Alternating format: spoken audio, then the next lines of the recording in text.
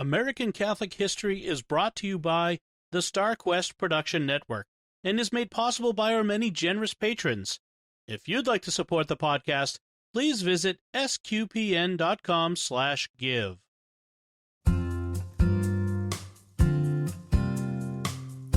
Hello, and welcome to American Catholic History. If you like our podcast, be sure to rate us and give us a review wherever you get your podcasts. I'm Noëlle Crowe. And I'm Tom Crowe. Today we're talking about one of the most historic churches in the United States, the Basilica of St. Louis the King in St. Louis, Missouri, which was the first cathedral west of the Mississippi and was the only building spared from the wrecking ball when the famous arch was built. You know, a lot of the stories we tell in this podcast are about people who did amazing things in a time long ago, and that distance in time could possibly give us a sense of, well, so what? Times are different now. But buildings are different. They're still there, standing through time.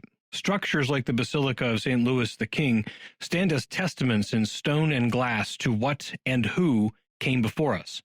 So their stories can help us get a glimpse of the past and remember that we Catholics in this country have a rich and storied history also. In episode 4 of this podcast, we told the story of the Basilica of St. Fidelis in Victoria, Kansas, known as the Cathedral of the Plains, and the Volga Germans who built it. And in episode 38, we talked about the Basilica of St. Josephat in Milwaukee, which was built from the stone salvaged from the demolition of a federal building in Chicago. In this episode, we go to a time before the United States was founded and the Catholic roots of one of America's great cities, St. Louis, Missouri. Exactly. St. Louis was a Catholic town from the start. In the 1760s, what is now Missouri was under French control. Pierre Leclerc and his stepson Auguste Chouteau set out to establish a fur trading post near the confluence of the Mississippi and Missouri rivers. In February of 1764, Chouteau was only 14 years old, and he arrived leading a group of men to start clearing the land and build the first structures. Leclerc arrived in April, and as they laid out the town, one of the very first things they did was carve out a block of land right in the heart of the new town for a Catholic church. From these earliest days, the town they platted and the church in it were named in honor of St. Louis. Now, St. Louis, for those who are unaware, was King Louis IX, King of France, from 1226 through 1270. He is the only canonized king of France and was an incredibly successful and obviously holy king. Many places around the world are named in his honor. So the first structure to serve as a church on the site was a one-room log cabin, which was in place by 1770. And we know it was in place by then because we know that in 1770, this church was consecrated by Father Pierre Gibault, an itinerant priest. Father Pierre Gibault figures prominently in American history because during the Revolutionary War, he helped the Americans defeat the British forces in present-day Illinois and Indiana. We told this story in episode 37 of this podcast. Right. So that house church served for a few years until they built an honest-to-goodness church structure, also of log construction, in 1776. Also in 1776, the town acquired a resident priest. So with a log church and a resident priest, St. Louis entered the 19th century, when things changed dramatically. The American colonies won their independence in 1781, and in 1803, the new United States of America took control of the land that included St. Louis through the Louisiana Purchase. So suddenly, the Catholics in St. Louis found themselves under the jurisdiction, or at least the ecclesiastical influence, of Bishop John Carroll of Baltimore. And at the time, he was the only bishop south of Canada and north of Mexico. That's right. They were still in the massive diocese known as the Diocese of Louisiana and the two Floridas, which covered present-day Florida, the panhandles of Alabama and Mississippi, and all of what was included in the Louisiana Purchase. But that diocese was without a bishop starting in 1803. In 1815, Bishop Carroll had Bishop William du Borg made Bishop of Louisiana and the two Floridas. He was consecrated in Rome and spent time in Europe recruiting priests and religious to come to the New World and help spread the faith.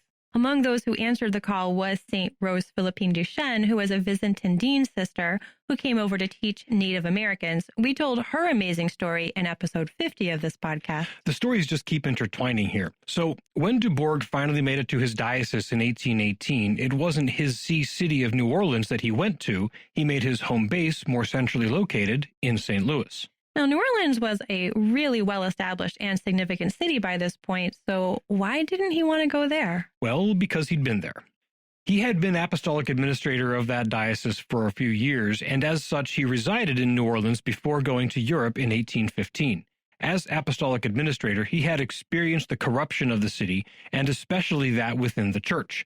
He decided that since St. Louis was much more centrally located in the vast territory that he was responsible for, and since it wasn't rife with corruption and church intrigue, he'd be far more capable to be a good bishop by setting up shop there. So he did. And one of his first orders of business was to address the church building situation. In 1818, he laid the cornerstone for a new brick church of St. Louis to replace the log church, which was way too small for the congregation. The city's population had grown significantly by this point. The old log church was deteriorating badly by this point also. That brick church was completed in 1821 and would serve capably for the next decade, but even bigger changes were on their way for the Catholics of St. Louis. But the next wave of growth would have to be overseen by another bishop. In 1826, Bishop du Borg returned to Europe and resigned his post as Bishop of Louisiana and the two Floridas. That same year, the Diocese of St. Louis was established, and Joseph Rosati, a priest whom du Borg had recruited to help him in St. Louis, was named the first bishop. Continued population growth plus the new status as a diocesan see city prompted Bishop Rosati to decide that a new, larger, and more grand cathedral was required. So in 1831, he laid the cornerstone for the new Cathedral of St. Louis, King of France. It took 3 years before it was ready to be consecrated, and then another 9 years to be fully completed according to his vision. The new cathedral, now the first cathedral west of the Mississippi River, is built in Greek Revival style with a single spire reaching heavenward from the center of the facade. Hanging in the baptistry is a painting of St. Louis venerating the crown of thorns, which was given to the cathedral by King Louis XVIII of France, who was king from 1815 after Napoleon was finally defeated until his own death in 1824. Engraved on the facade in gold lettering is a Latin inscription which translates to, "In honor of St. Louis, dedicated to the one and triune God, A.D. 1834. And above that, right in the center, are the Hebrew letters of the Tetragrammaton, the unpronounceable name of God. From its consecration in 1834 until 1914, this edifice served as the Cathedral of St. Louis, which was raised to an archdiocese in 1847. In 1914, the new, much larger and grander Cathedral of St. Louis was dedicated in another part of town, but the significance of the old cathedral, as it came to be known, wasn't forgotten. By the early 1930s, the part of the city of St. Louis along the riverfront, which was where Chouteau and Leclerc had originally established the city, had declined significantly. The Great Depression didn't help. In 1933, a lawyer in the city named Luther Eli Smith proposed a bold plan to improve the cityscape, to stimulate the economy, and to emphasize and celebrate the role St. Louis had played in the westward expansion of the United States. After all, it was from St. Louis that Lewis and Clark had set off westward to explore the Louisiana Purchase, and many pioneers would make their way to St. Louis before setting off into the unknowns of the West. The plan called for tearing down everything in a 40-block area and turning it into a national park with a significant monument of some sort to westward expansion. Smith had conceived of the idea after visiting the George Rogers Clark Memorial in Vincennes, Indiana, a town which also appears in episode 37, which we mentioned before. Smith saw what a park could do for a city and figured St. Louis had at least as good a story to tell as Vincennes, so they should have something. It was a contentious battle, though. Many landowners who were affected opposed the plan, as did the major newspapers. Most of those opposed couldn't figure why the city would want to eliminate that much land along the river, eliminating it for commercial use, something more practical. When Smith was confronted by that thinking, he would say that sometimes things that had spiritual significance were at least as important. And these 40 blocks had spiritual significance in 3 ways. First, as the site of the founding of St. Louis. Second, as the stepping-off point for all of that westward expansion for the U.S. as a whole. And third, of course, was because it was home to the first Catholic parish in St. Louis and the first cathedral west of the Mississippi. Eventually, the plan was adopted. A bond measure to raise the funds to purchase the land through eminent domain was passed by the voters, and President Franklin Roosevelt signed an executive order creating the Jefferson National Expansion Memorial in 1935, and the demolition began. The only building to be spared the wrecking ball was the last building from those early days of St. Louis, the Old Cathedral.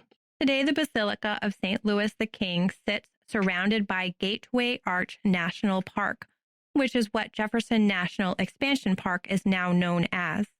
The Basilica is a stone's throw away from Eero Saarinen's iconic Gateway to the West stainless steel arch, which was completed in 1965. The Old Cathedral was made a minor basilica by Pope John XXIII in 1963 and was given a bit of renovation. Another massive renovation and restoration in 2015 removed carpeting, repaired wood floors, repaired deteriorated stone and metalwork on the exterior, restored historic millwork and other interior design elements, and really made it a beautiful space. Today, though it is just a personal parish of the Archdiocese and doesn't have a huge parishioner base, it is a very popular place for weddings, and since it is near the arch, it remains a symbol of the important role Catholics and the Church have played in some of the key places and events in our nation's history. You've been listening to American Catholic History on the StarQuest Production Network. If you've been enjoying our podcast, please help us out by giving us a 5-star rating and a good review, and support the work of SQPN. Your support at sqpn.com/give helps make sure American Catholic History and all the StarQuest podcasts remain available. To learn more about the Basilica of the Old Cathedral of St. Louis the King, to find previous episodes, and to send feedback, please visit sqpn.com/history. You can email us at history@sqpn.com or find us on social media at facebook.com/American Catholic History or follow StarQuest on Twitter at SQPN. I'm Noëlle Crowe. And I'm Tom Crowe. Thank you once again for joining us on American Catholic History on StarQuest.